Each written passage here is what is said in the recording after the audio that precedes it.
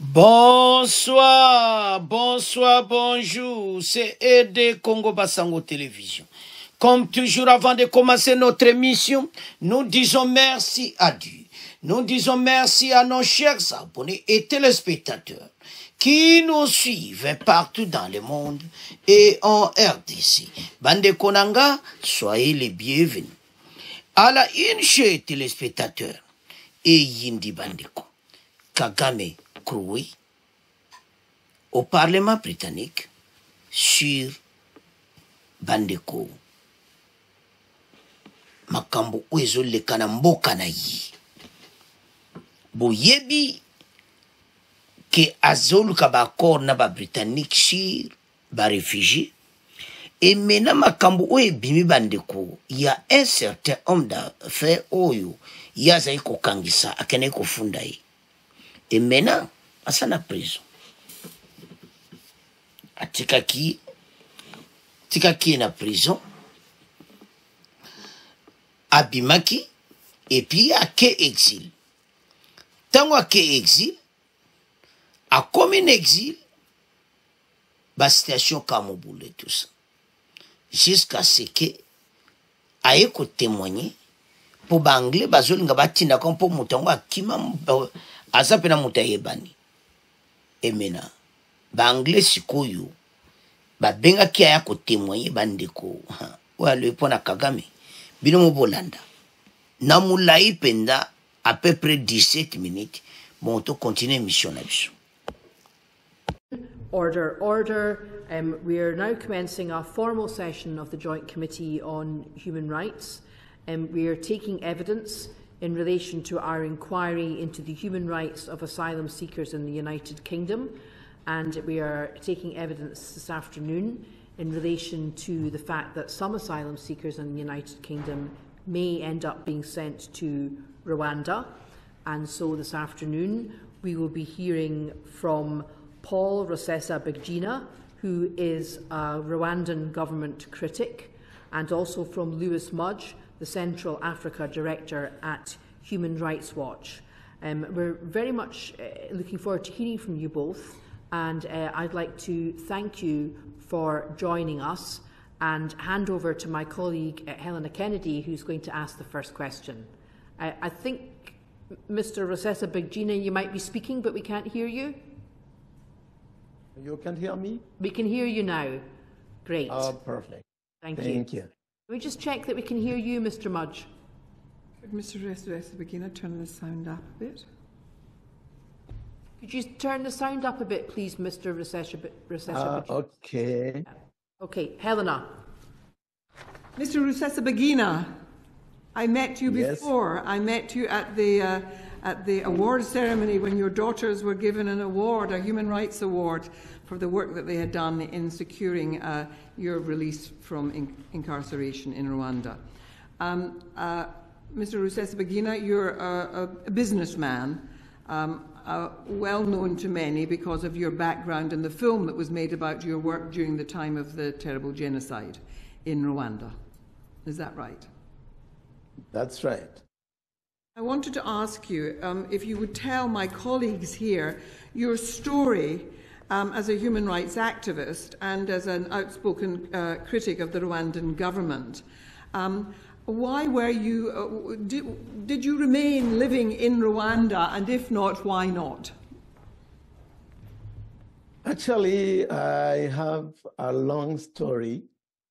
It has been almost 30 years that I have been going through torture and everything by the Rwandan government.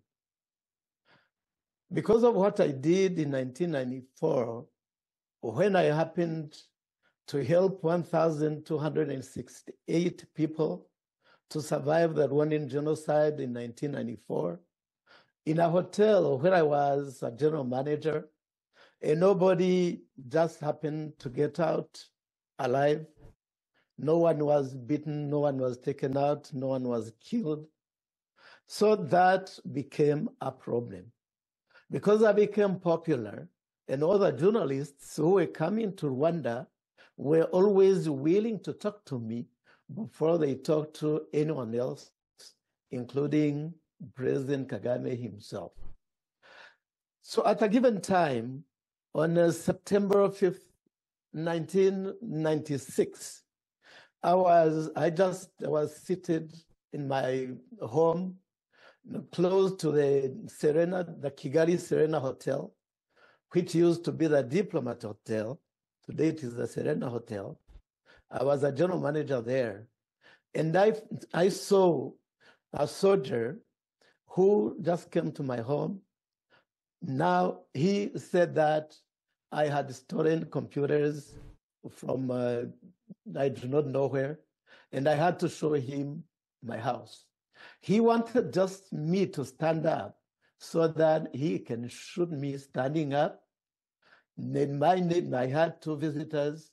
I was very proud to stand up and show him my home. When I stood up, I told him, okay, come, I show you my house. When I was just almost standing, going in front of him, he just pulled out a gun, and our housemaid now shouted and told me that he is going to kill you, Papa Fiston, he's going to kill you, Papa Fiston. I pushed him I was still young. I just pushed him very roughly. He fell down, and I just went out, just calling for help. We were just staying at that hotel. It was very close to a military camp, the main military camp of Rwanda. Then the army guys came to my home and started saying, and now they started telling me, oh, that guy did not have a gun. So I just shut up. And the following day, on the 6th, I was in my office. I saw his boss coming to my office telling me that, listen, Mr. Sesabagina, that guy did not have a gun. It was a toy. I told him that, sir, it was a toy because it didn't kill. It didn't kill me, but it was a gun. Then that day, I went to exile, thinking that in exile, I will be in peace. That is when I took a flight, went to Belgium with my elder children, and where I also was harassed many times, because when I arrived in Brussels, once again, because I was very familiar to people, I was speaking loudly, talking to the whole world, especially journalists. That also still remained a problem. The Rwandan government followed me, tried to kill me by all means, until a time when even the Rwandan ambassador moved from the residence of the Rwandan embassy, came to live behind my house in Brussels. Paul, if I may pause for a minute, I think many of us know something about your background and about the terrible story of what happened, because you were threatened, you were held, as you've described, someone was there sent to assassinate you, and you were saved by really a maid who worked for you, and you had to flee your country and you went to Belgium, and you've had to live abroad for many years since, but you have been an outspoken critic and a follower of events in Rwanda and of the conditions of the people in Rwanda, and that has continued to bring down the attention of the president, Mr. Kagame, and his men, and you have been harassed, followed, threatened, and your life has basically been pretty wretched, living abroad even. Is that right? Well, that's a very long question. Hang on a second. We're just trying to get through the story, and if you want, go away and read it. It has not only followed like that, but also I was also kidnapped, and I was tortured. I was kidnapped from Dubai, taken to Kigali, where I was just I was tortured, and my head was put in a bag. Can you imagine the head put in the bag kind of tied, hands tied in the back, legs tied, and thrown in a car and taken to places which they call safe places. What do they call them safe places? That is where they kill people. To them, they are safe because they are the only ones who know those places where they torture and kill people. I was there for 4 days being tortured. And also, you can imagine, no moving, just on the ground. And at that given time, I had a military boot on my neck. You can imagine that. It is just an abattoir where I could hear many other people behind in the next door. In the next door, I couldn't hear many people. It was very dark, 24 hours a day, but people making noise, calling, being tortured, calling for help. And for 1 hour, 2 hours, 3 hours, and after 3 hours approximately, because I could not see the water, I couldn't see anything. I was tired, as I'm telling you. I could hear the voice now slowly just disappearing, getting lost. That is what happened in those abattoirs in Rwanda. May I call them the abattoir? They call them the safe houses because they are the only ones who know those houses. You were saying that it was like an abattoir. It was like a place for handling animals. Yeah? That's what you've said. You said that you were kidnapped in Dubai. You were going through Dubai airport and you were then taken. Were you willingly participating in this or were you brought to Rwanda? Actually, I was not really going to Rwanda. I was invited by a Rwandan agent who called himself a Burundese, who called himself a man of God, a pastor, a bishop. Then he used his lawyer in Brussels, Innocent. He used Innocent Twagiramungu, who told me he was his lawyer. And he knew he was a Burundese, and he was a pastor, had churches. He's the one who invited me. He's the one I met in a private jet. And then in Dubai, we were supposedly flying to Bujumbura, not to Kigali. And of course, the pilot. When I met the bishop, Mr. Rosenbasinga, I'm going to have to interrupt here and explain to you that I'm terribly sorry, but because of the limits of Parliament, we have only an hour for this evidence session, and if we go into this level of detail, we're not going to be able to cover everything. Now, as Helena has said, many of us have been well briefed about your background, and we have some quite specific, focused questions we want to ask. Now, please understand, I don't wish to be rude in any way, and I don't wish to diminish the awfulness of your experiences, but because I've got to chair this meeting and we don't have very long, I need to try and focus our questions a bit more. If necessary, we can get you to write to us afterwards if there's things that you want to elaborate on. But I think Helena has some quite specific questions to ask you, and then we'll move on to Lord Murray next. Well, let me just finish. I mean, we know from your history that you ended up being taken to Kigali and you were held in custody in the way that you've described and you were put on trial. Did you receive a fair trial? I did not receive a fair trial. Not at all. There is no fair trial in Rwanda. Were you able to choose your own lawyers? The Rwandan government refused to give me they refused my international lawyers. And also they told me that they have 1,500 lawyers, Rwandan lawyers, who can intervene for me. When I asked the list, they gave me a list of 5. So you were given a list from which to choose lawyers, and they had to be Rwandan. And did you consider that they would be independent of government and of any kind of pressure? No, they were not. Nobody is independent from the government in Rwanda. Either you are with the Rwandan Patriotic Front, Kagame's political party, or you are the enemy, and the enemy in Rwanda is always killed, is to die. Have you or any family members been targeted or persecuted in Rwanda as a result of your political views or your human rights activism?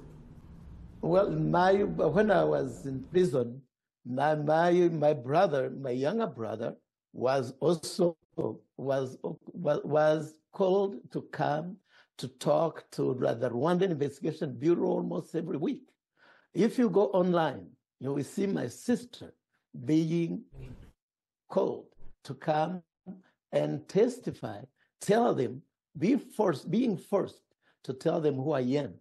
And she is a 76-year-old woman who has nothing to do with politics, who lives in that rural area. So your sister, your brother, and all because of you and your criticism of the government's political stance. For 2 years and 7 months that I stayed in prison, nobody from my family or a friend could visit me and see me and know how I am. Were you given medical attention while you were in prison? At a given time, even my own medicines I had, because I take 2 tablets every day. Even those ones were just confiscated, taken away, until a time after many months when the international community raised voices and started talking. That is when I got them. We've heard evidence about other people being kept in solitary confinement. Were you kept in solitary confinement? When I was kidnapped, I was first of all taken to the butchery, and from the butchery, I was taken to the police in a confinement for 18 days. And then from there, I was always being tortured.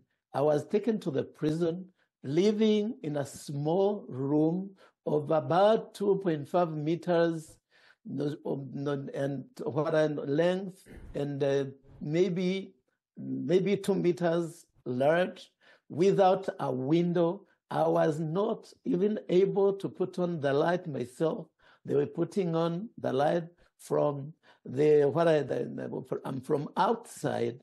They were the ones. I was going out 1 hour a day, just 1 hour. You got to go outside for 1 hour a day. And did they provide you with anything to sleep on? Because we've heard evidence from another witness that they had nothing to sleep on when they were being detained prior to their trial.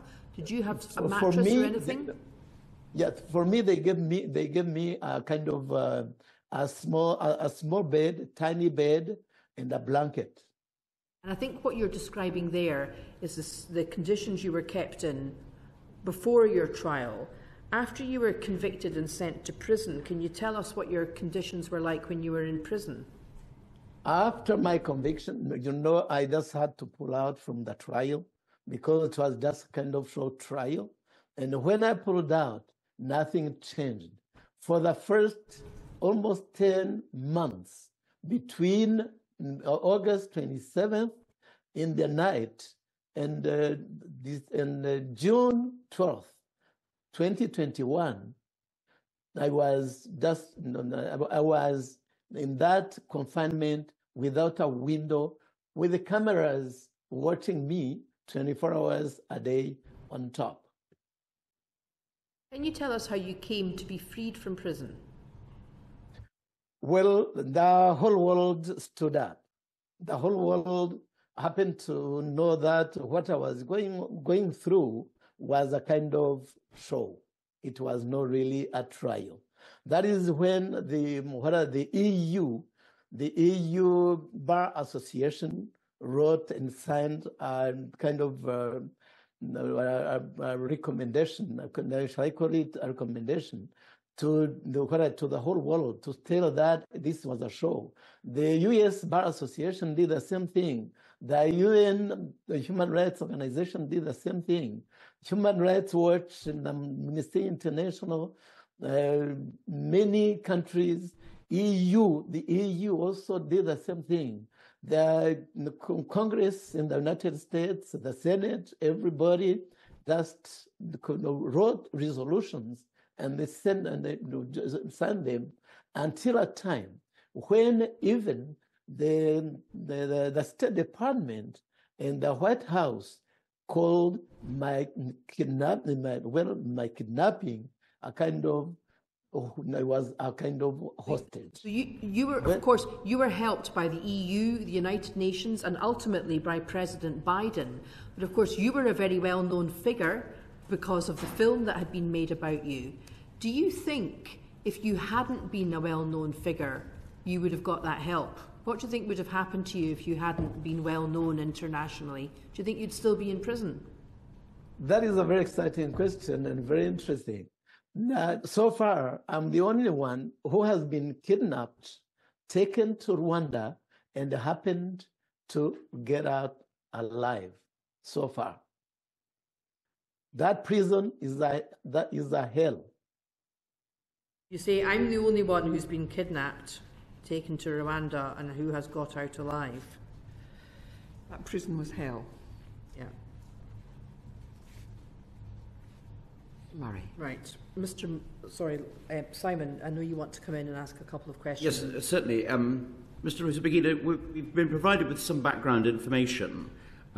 Is it right that in December 2018, you put a video on YouTube in which you denounced Mr. Kagame's government?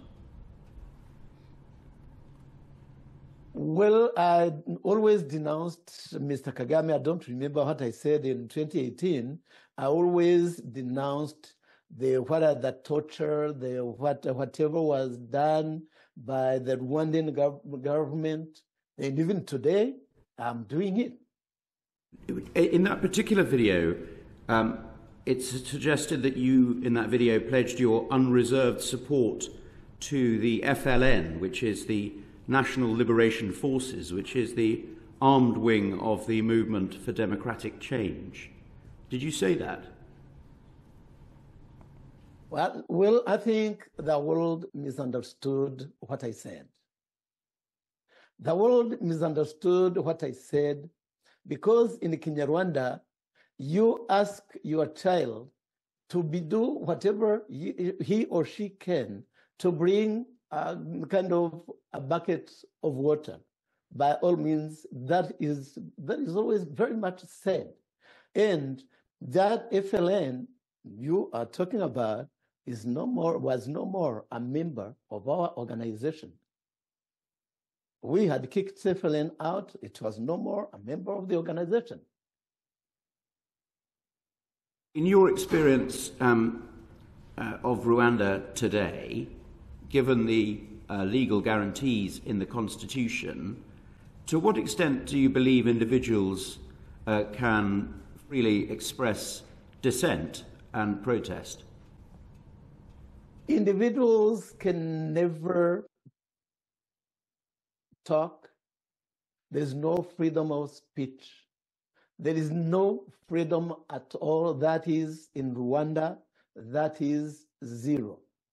Rwanda talks about refugees all over and every time. They talk about the Congolese refugees whom they themselves attacked the Congo. The Congolese people crossed the border and came to Rwanda. But Rwanda, you remember what happened in 2018 when the Congolese refugees, because of lack of food, they were not given enough food, then they demonstrated. 12 of them were immediately killed. I mean refugees who had no weapons, nothing. They were immediately killed. That was in More than 20 injured, and many of them taken to prison. So in Rwanda, there is nothing like freedom. That is zero. Thank you. Now, I'm going to bring Lord Dolakia in with some questions for Human Rights Watch. And I put a question to Paul. Paul, in 2020, you were arrested and subsequently imprisoned in Rwanda. Do you think you had a fair system within which your rights and expression? I wonder, Lord Delakia, I think we covered that with Paul. I wonder if you could focus on a question for Mr. Mudge from Human Rights Watch. Can I come back to you, Mr. Mudge? You've been mentioning human rights condition in Rwanda since before the 1994 genocide. Do you believe that individuals in Rwanda currently have their human rights respected, including the right to freedom of expression and protest? Sorry, is that a question for Human Rights Watch or for Paul? I apologize. Forgive me, gentlemen, we are very tight for time here for reasons I'm not at liberty to go into. So I'm just moving on to ask Lewis Mudge some questions now. I mean, we'll come back to you in a moment, Paul. But I think the question was, Mr. Mudge, you've been monitoring human rights conditions in Rwanda since before the genocide. That's right, isn't it? You've had a long, long involvement. And we know that you and your organisation have a lot of experience in this area and have reported on Rwanda in detail. So it's really just an overview that we want at this point. Do you believe that individuals in Rwanda currently have their human rights respected, in particular the right to freedom of expression and the right to protest? Sure, thank you for that. Short answer is no. Just by means of, and I'll be very brief, by means of context for full disclosure, I was still in high school in 1993, but yes, HRW first opened its office in Butare in 1993. We subsequently moved the office up to Kigali. I joined Human Rights Watch in 2010, have been there for 14 years, and for many of those years I was the Rwanda researcher until I was kicked out in 2018. I was the third researcher over the course of 10 years to have been made persona non grata from Rwanda. You were kicked out of Rwanda in the midst of doing your job as a researcher for Human Rights Watch, and you say you're the third person from your organisation who's been kicked out in that way. Can you just tell us a wee bit more about that? Sure. First, a researcher, Alison DeForge, she wrote what is regarded by many people to be the seminal work on the genocide. It's called Leave None to Tell the Story. She was refused entry in 2009 and told not to return. Very tragically, just a few months later, she died in a plane crash. After that, Karina Tertsakian, a British national, she was kicked out of the country while doing her work for Human Rights Watch in, and you'll have to excuse me, I don't have the dates in front of me, but I believe it was 2010. Right. I arrived shortly after. My work visa was pulled in 2015, subsequently forcing me to move and my family to move to Kenya. But I was going back and forth, and in 2018, I was denied full access to the country and told I was, quote unquote, undesirable. It's sort of par for the course for Rwanda. Independent human rights experts are very rarely granted full access, but it's not out of the question as well to be denied any access, as has been the case for Human Rights Watch. Thank you. Thank you. So can I just now address the question you'd asked previously? Yeah, the question. I'll be very, very brief with regards to freedom of expression, freedom of association. No, short answer, no. It really doesn't exist in Rwanda by any definition of the term. And just to give my personal experience covering the country for 14 years, unfortunately, I've seen people's right to express themselves freely be further and further constrained. And so when I started at HRW, we were still working in the context of newspapers and trying to fight for those journalists to have any means of space by which to express independent points of view or do independent, free and fair reporting. That was restricted. Very sadly, it resulted in some journalists being assassinated and crimes that to this day are still not solved. A lot of self-censorship. In the mid-teens, I would say, we did see a spike in talk shows, radio talk shows. These were Ken Rwanda talk shows. And you did see some independent radio stations try to push the envelope a little bit, whereby they enabled people to call in and express themselves anonymously. And very quickly, we saw those shows shut down.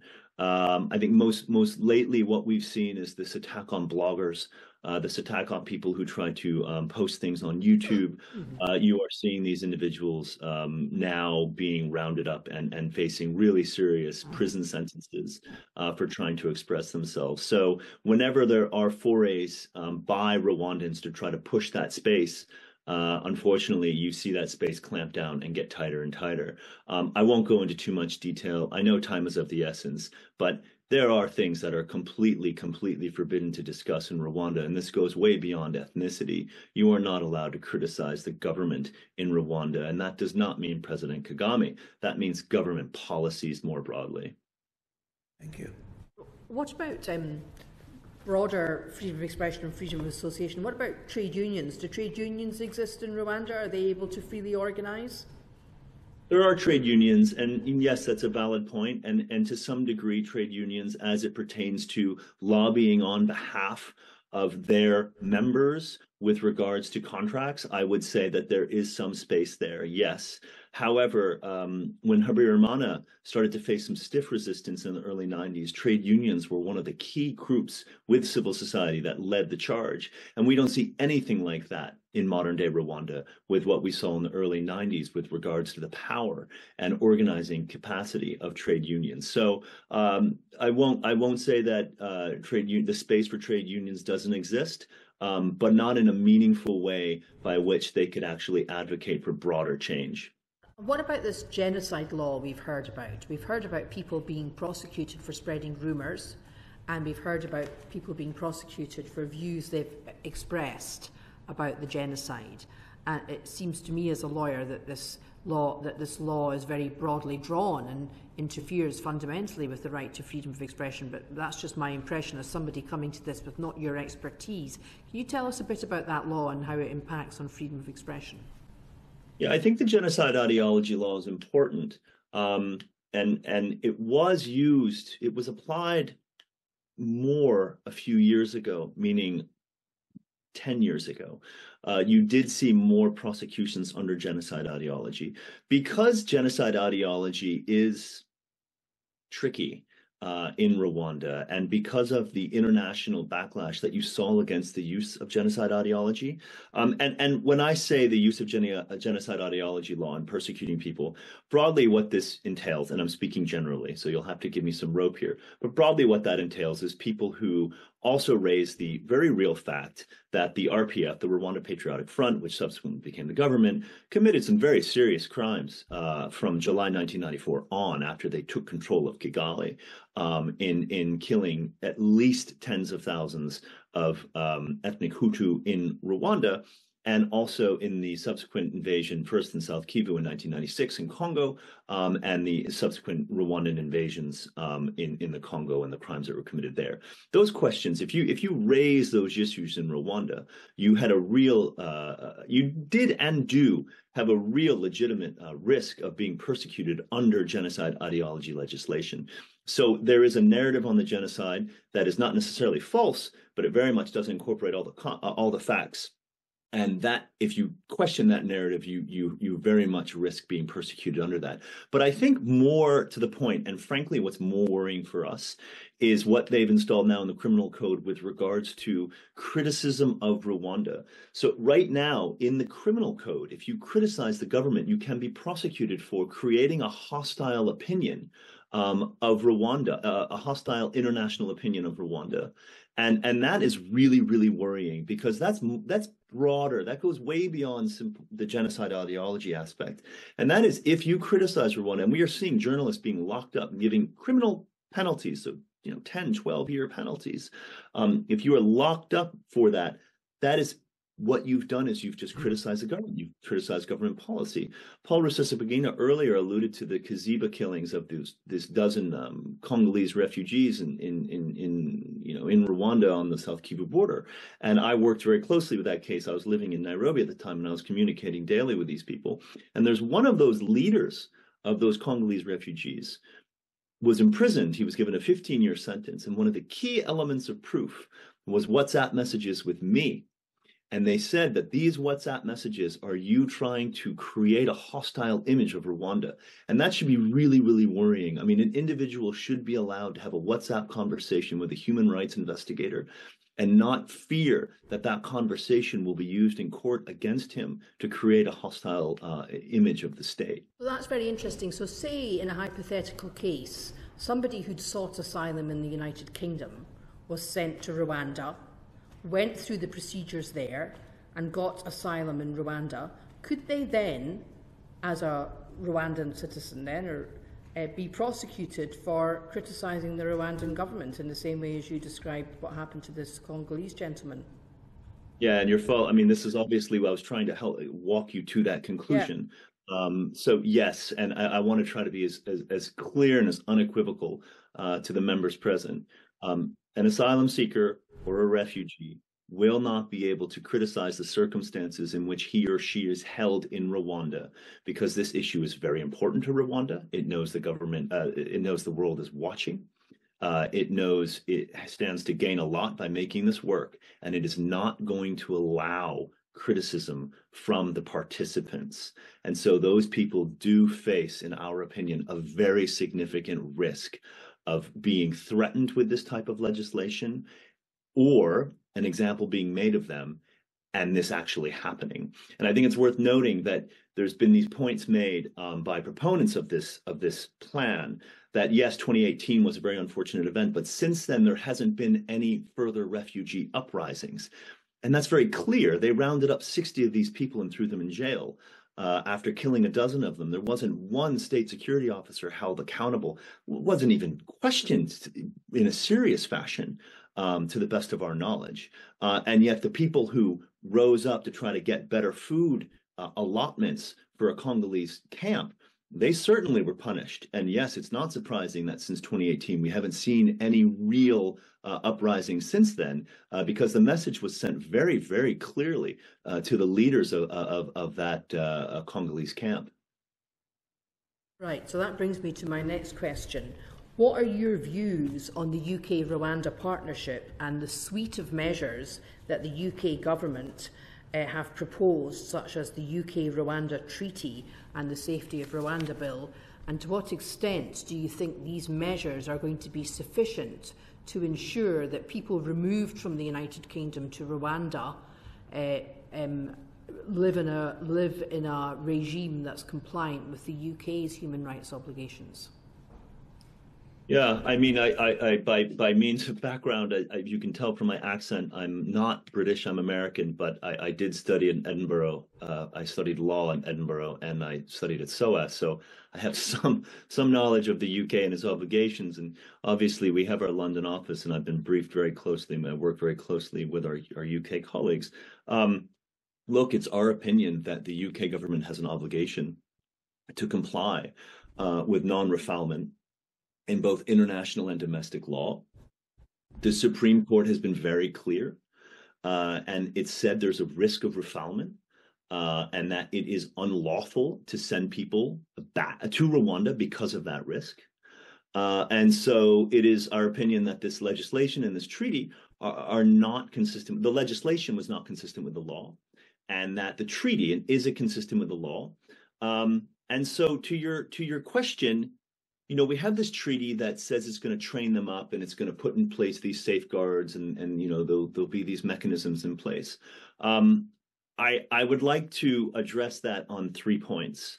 Number one, with regards to the treaty, and I think this is really important, Rwanda is not a good faith partner when it comes to complying with treaties if it doesn't suit their interests. It was only yesterday that the U.S. ambassador at the United Nations said there was credible evidence that Rwandan troops had shot at UN, not Congolese, but UN aerial assets in Goma. This is a country that sends peacekeepers to the Central African Republic, but also is alleged to have shot at UN assets as recently as yesterday. With regards to transnational repression, yes, there are Rwandans who are targeted outside of Rwanda. I think everyone knows that. What's reported less is the Rwandan refugees outside of Rwanda who are kidnapped and brought back to Rwanda. And I've met these individuals in prison in Rwanda. So these are registered refugees under all the protections and statutes by the UNHCR. They have registered refugee numbers, and we publish them. And I'm happy to share that with the committee. And they are kidnapped out of it's usually Congo and Burundi, and they're brought back to Rwanda. And there's a complete violation of obligations with regards to refugee norms and the way refugees are supposed to be treated by the government of Rwanda. Another example of this non-compliance is the Convention Against Torture, the CAT treaties, the UN CAT treaties. These are vital treaties to address torture. Rwanda hasn't submitted a report in over 2 years, rendering it, it's 2 years late, it's rendering it almost impossible to do a meaningful investigation into torture that groups like ours and Amnesty and many other groups have documented for many years. The Subcommittee on the Prevention of Torture in 2017 had to suspend and in 2018 canceled a visit to Rwanda. The only time it's ever done this, because it could not get guarantees for the safety of people it was trying to speak to, and it couldn't get access to these to the places where torture was being alleged to have occurred. So on the first point, with regards to a treaty in of itself, I do not think Rwanda is going to be a good faith actor on this, and they have demonstrated over and over again in the past that when it comes to violating treaties, it's more than happy to do so if that suits its best interest. Number two, the safeguards that are being proposed, these sort of measures that are going to rectify issues that the Supreme Court identified, just to play devil's advocate and go along with that, there's no time right now to assess whether these safeguards are going to be effective. So in that context, you have to default to where Rwanda is now. And the fact is that this is a judiciary that's not independent. This is not an independent judiciary. Paul Rusesabagina's case is a high-profile case of a very problematic legal case that was not free and fair. But for every Paul Rusesabagina's case, we've documented dozens and dozens of other cases of people who are not high-profile, who did not have a Hollywood movie made about them, who also faced grossly unfair trials in which a raft of trial violations were committed. And so we have to go back to that default until the time has been made for these checks that are being proposed to have been to have taken effect, and that is a very, very low baseline. But finally, and I want to bring this back, this is the third point that I want to make with regards to what we were discussing earlier. Even with these guardrails in place, this is not going to make Rwanda start respecting human rights, and as such, the people who are sent there, they're not going to be able to go to any type of monitoring committee. Some of these committees also might be actually bodies set up by the Rwandan government anyway. But even if it was an independent monitoring committee, there's no assurances that a claim about them being unhappy will be treated freely and fairly. On the contrary, the default is that any claim made by these asylum seekers that they're not happy with the situation they're in will be considered criticism of networks and systems set up by the government of Rwanda. And as we tried to demonstrate, Mr. Rusesabagina and myself, that is very, very dangerous to do in Rwanda. And it doesn't matter if you're a foreigner. It is very, very dangerous to criticize what's happening. And so I think on a number of fronts, this is being rushed. If we were to give it even to give it the benefit of the doubt, it's being rushed. But to be more realistic, you're not going to flick a switch and make Rwanda start respecting rights when the track record, basically since 1994, and obviously there's some variations that we could discuss, but we don't have time to do that. But the track record is that this country this government does not respect basic fundamental human rights. The third point, have I missed that? Because I was taking a careful note of everything you've said, but you said you wanted to address the treaty on 3 points. Have we moved on to the third one, or do you want to come to the third one was going back to your earlier point, which was that there's not going to be a means for these people to express themselves inside Rwanda with regards to their treatment. So we have to default back to the baseline, which is that not only is that means not going to be there, but it's actually going to be very risky for them. And let me just finish by saying I'm basing this on personal experience. I mean, it's been talked about in the media, but not to a huge degree. But in around 2016, 2017, and again, I don't have my notes in front of me, but Israel did embark on a scheme whereby they sent Eritreans to Rwanda. And I was still accessing the country, and I was still going in when these gentlemen were arriving. And I mean, yes, this was not done through a treaty through the UK, so I get it, it's different. But I can draw really broad-based generalities from it, which was that this was completely handled in a way that was just not respecting any type of normal procedures, let alone human rights. These guys were taken through a side door in the airport. They got involved in schemes where they had to pay immigration officials, and eventually they were all shipped up to the Ugandan border and kicked into the bush and told to find their own way up to Uganda and make it on their own. So there has been a dry run of this.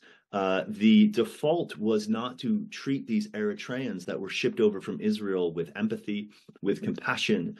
It was not to acknowledge that they were all men, that these men were facing incredibly difficult circumstances in Eritrea. The default was to shut these guys up, don't let Human Rights Watch find them, warn them not to talk to people like me. So we had to take enormous efforts to actually speak. And I had to, when finding them, it was incredibly difficult to find them. Warn them. And then finally, when they became an issue, ship them up to the Uganda border and get rid of them. So, you know, it's not the same. This wasn't done in the context of a UK treaty, and I acknowledge all of that. But it does sort of show you the default and the baseline as to where things could go. Okay. Right, well, I'm going to conclude our formal evidence session there. So please, could members of the public leave the gallery. But I'm going to invite our witnesses to stay to talk to us informally in private. But first of all, I'm going to have to clear the gallery because we're about to become in quorum. Belle, I know you've got to go. Thank you. So I'm going to have to ask people to leave the public gallery. That concludes our formal session. Alors, bande kotolandi. Makambo ya sala kabiso yango bani kozongela ye eza na anglais toko traduire moi mon en résumé donc tato bakangaka li solo libosa beti moto baye panaye babito kota na ndaku moto azaina munduki na maboko balinga baboma ye directement mais makambo ebele ngo basala basasina ezo simba gati baza mutu pena yebani aye kokima akomi na côté ya droit, côté ya débat, kuna ba côté kuna Arabie Saoudite. Baye kozwaye bakangi kuna bakeneti Rwanda et tout ça batiake na prison. Baza na place mo azobenga ngo donner de place ba bon akabanya. Do ba bon ma pena batu. Donc o biso peno yo to place o pena ba bon makabatu. Mais il y a Bikaki, aka mungongo et tout ça. Après, on a eu kokima na Belgique. Na Belgique, les sous, tout me vous expliquer pour les en anglais. Na Belgique, les sous, ambassade à Rwanda, ba yesu ko luka place ko vanka pembeni côté ya vanika po ba luki saiba bomai. Jusqu'à ce qu'il y ait comme moi, je ba côté onde to comprendre.